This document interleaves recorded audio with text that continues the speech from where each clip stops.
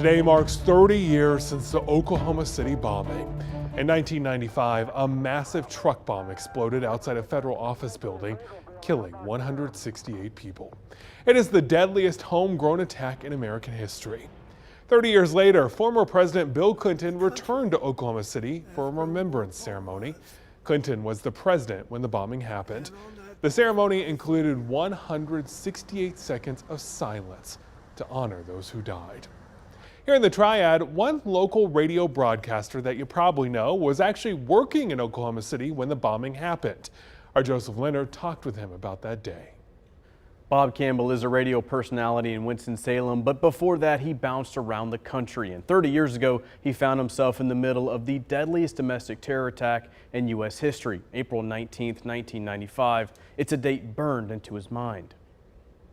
If you turn on the radio today, you'll hear the usual Bob Campbell. Wacky, crazy, funny, ha ha ha, here's a hit song, let's tell some bad jokes, let's give away concert tickets. But on April 19th, 1995, we felt like there'd been an earthquake. Campbell was live on air in Oklahoma City. The room shook. When the building next door exploded.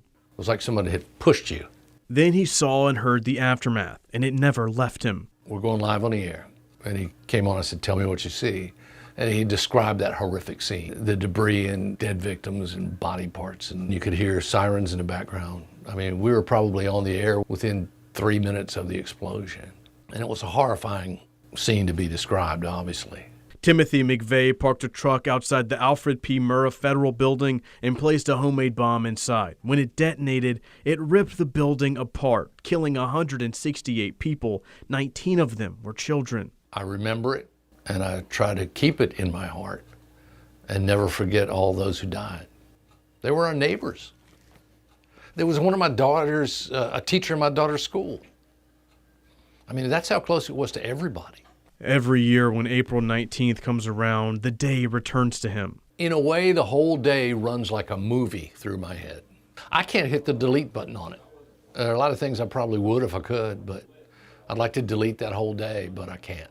The bombing changed him as a person and a broadcaster. I appreciate a lot of things more since that day. I appreciate how fragile life can be.